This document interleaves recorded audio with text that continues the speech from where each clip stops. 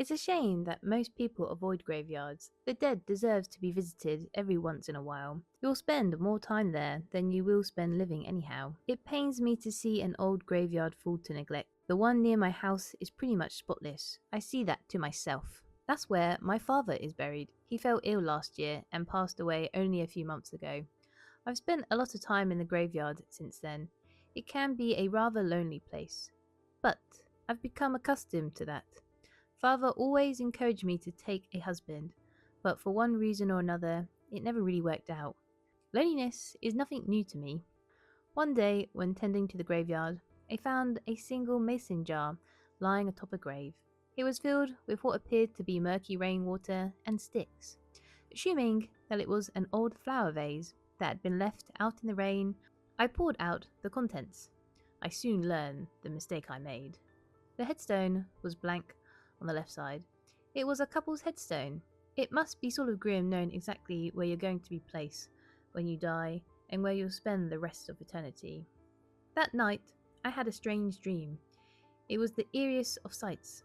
I saw hollowed out people made entirely of paper mache. They were dancing in the sickly moonlight in an elegant yet grotesque display. These hollow people twisted and contoured in bizarre motions to the sound of a skipping record player.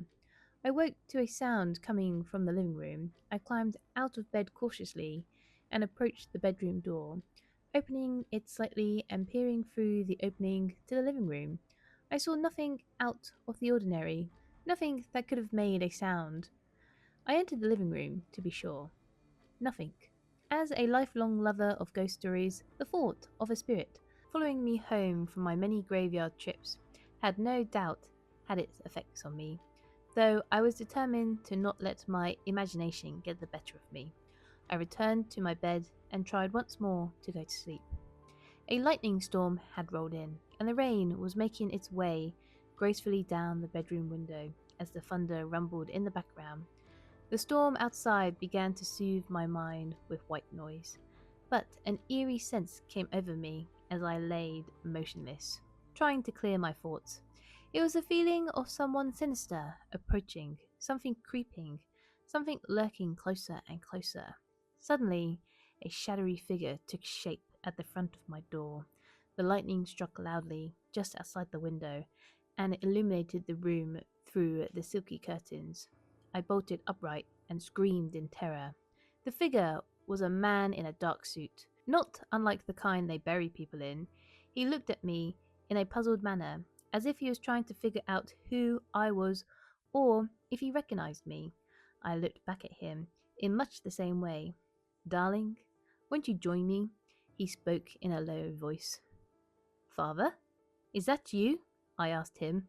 With that, the figure disappeared, dissolving into the dark as though he had never been there at all.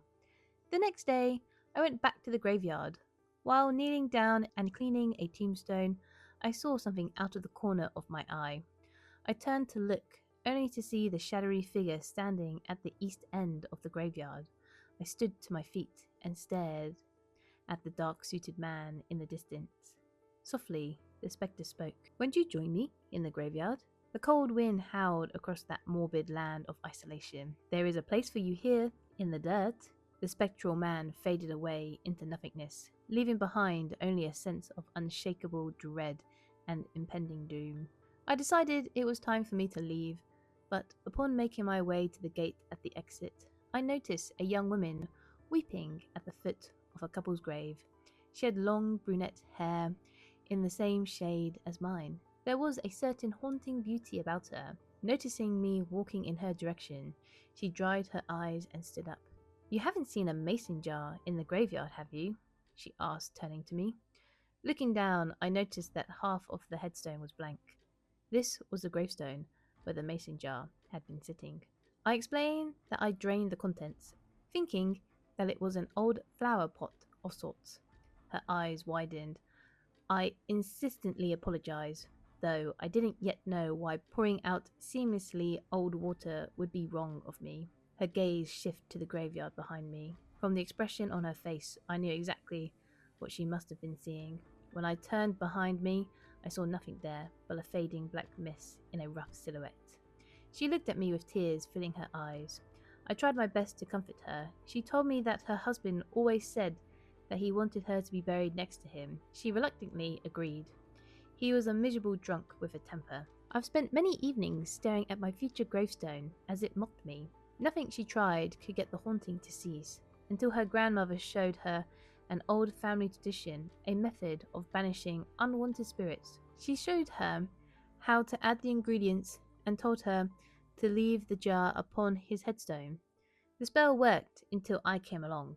Now his spirit was back among the graveyard. He had mistaken me for her the first time around, but having seen her, he wasn't going to leave her alone again. Hearing this, I apologized profusely once more and immediately escorted her out of the cemetery towards my vehicle. From beyond the gates, we could see the dark spectre standing stoically, which she thankfully obliged. We went back to her house, and she showed me the ingredients for the spell. Following her instructions, I helped her perform the banishing ritual and seal the contents within a jar. It was the least I could do after my horrible error. We returned to the graveyard and placed the mason jar on top the stone. The jar sat proudly with a silver lid upon it, and I freshly applied label reading "Do not discard." We started talking a lot after this. Her name is Maria. She works as a waitress in town. She had told me a lot about magic and her family customs.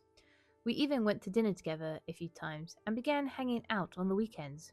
She truly is a lovely person, someone with a lot of compassion, kindness, and a love of life. The contents of the banishing ritual must be replaced from time to time as the spell repeatedly fades.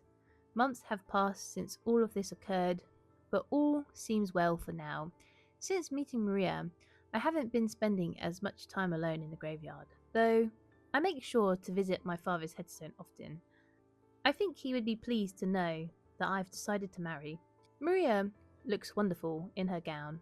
As long as she and I continue to do the banishing ritual, I think we'll live happily ever after.